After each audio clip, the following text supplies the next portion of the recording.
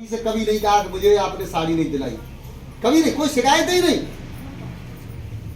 उसके बाद में जब माता रमाबाई बहुत दूर जाके सोचने लगी अगर मैं ऐसी चली गई तो मेरे पति का अपमान हो जाएगा, मैं नहीं जाऊंगी ऐसे, तो एक पेड़ खड़ा हुआ था और उस पेड़ के पीछे छिप करके दूर से देख रही थी, खुश हो रही थी कि आज मेरा पति इतना बड़ा बन गया है, विदेश से पढ़ के आया, लाखों लोग उनका स्वागत कर रहे हैं, बड़ा खुश हो रही थी मन में।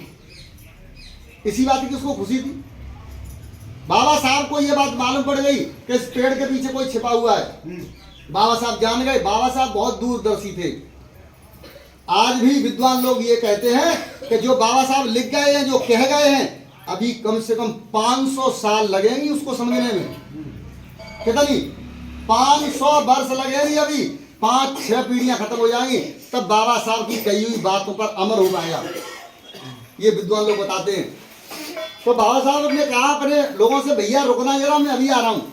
सब लोगों को स्टॉप कर दिया और चले। वहां से जाकर के देखा पेड़ के पीछे छिपी हुई थी उनकी पत्नी।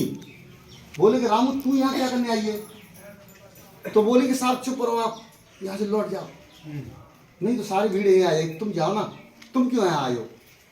तो बोले रामू तेरी पूरी जिंदगी तो इसी में निकल गई। और बाबा साहब ने जब वेशभूषा देखी तो बाबा साहब के आंसू आ गए। बोले रमाबाई तू मुझे माफ कर दे कि इतना पढ़ा लिखा विद्वान आदमी बनने के बाद सब कुछ होते हुए मैं तुझे एक साड़ी नहीं पहना सका। आज मैं कोट पैंट टाई पहने हुए हूँ तो ये मेरी नहीं है रमा, ये तेरी है। अंदाजा लगाओ, बाबा साहब हाथ जोड़ के खड़े हो गए अपनी पत्नी के सामने और कहने लगे कि तू आज जो बता वो कर दूंगा मैं, तू अगर जो मांगना चाहती है, अगर वो मैं अपने समाज के लोगों से कह दूंगा तो वो तेरे लिए उपलब्ध करा देंगे। अगर पति होनहार बन जाए तो पत्नी से कहे कि जो मांगना है वो मांग ले, तो पत्नी क्या मांगेगी? मेरे लिए बढ़िया घर बनवा दो, मेरे लिए जेवर बनवा दो, मेरे लिए अच्छे अच्छे कपड़े ला दो, लग्जरी गाड़ी खरीद दो, है ना। लेकिन रमाबाई ने क्या कहा, क्या मांगा था उसने? उसने सिर्फ बाबा साहब से ये कहा, बाबा साहब मैं मांग तो रही हूँ, अगर आपको देना है कि रामू तू जो मांगेगी वो दे दूंगा। तो उसने कहा कि साहब आज मैं जब घर से निकल रही थी तो मैं ये सोच रही थी कि मैं क्या पहन के जाऊं, मैं ये सोच रही थी मैं क्या पहन के जाऊं, और पूरे घर में कहीं बक्सा खगो रही थी, कहीं झोला देख रही थी, और यही मेरे अंदर विचार आ रहा था। एक साड़ी नहीं थी मेरे पास और मैं सोच रही थी मैं क्या पहन के जाऊं। अगर मुझे देना है आपको तो ये देना है, आप सब कुछ देने लायक बन गए हो, क्योंकि ये भारत अब आपके बदौलत ये आगे नहीं बढ़ सकता है। आपको ये देना है कि आने वाले समय में जितनी मेरी माताएं बहनें चाहे किसी भी जाति की हो, उन्होंने ये कहा किसी भी जाति की हो, आने वाले समय में वो माताएं बहनें जब कहीं जाएं तो ये सोचे घर में जाके कि मैं कौन सी पहन के जाऊंगा, कौन सी पहन के जाऊं, और वो सोच रही थी कि मैं क्या पहन के जाऊं। देखिए कितना फर्क है क्या में और कौन सी में। आज तो बाबा साहब ने कहा रामू जो तू ये बात कह रही है तू चिंता मत कर, आने वाले समय में भारत की महिलाएं किसी पुरुष से कम नहीं होंगी, पुरुष से ज्यादा अधिकार दे के जाऊंगा उनको।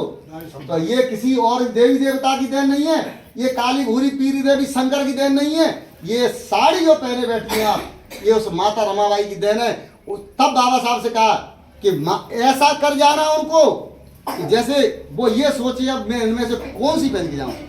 उनके अलमारी में 50 साड़ी लटकी हो तो वो कंफ्यूज हो जाए कि अब मैं इनमें से कौन सी पहन के जाऊं। अंदाजा लगा लो। उस माता रमाबाई का आप नाम नहीं जानती हैं, उसका फोटो रख के एक फूल नहीं चढ़ा सकती हैं, और जिन्होंने आपके लिए कुछ नहीं किया, आपका विनाश किया, उनके यहाँ 9-9 दिन आप अगरबत्ती लगाती हैं।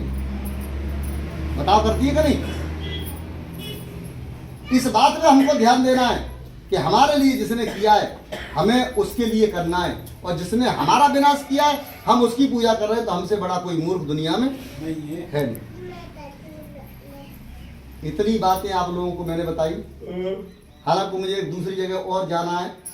आप लोगों ने बहुत चाव से सुना, आप लोगों ने अपना दुख दर्द दूर करके मुझे सुना। इस समय आप अपना दुख भूल गए थे इतने बीच में। ऐसे ही दुख को भुलाया जाता है, क्योंकि आपका ध्यान, सब लोगों का ध्यान बातों में था, और इसीलिए हम लोग इकट्ठे होते हैं कि अगर किसी के यहाँ कुछ हो गया तो हम उनसे बातें करते हैं।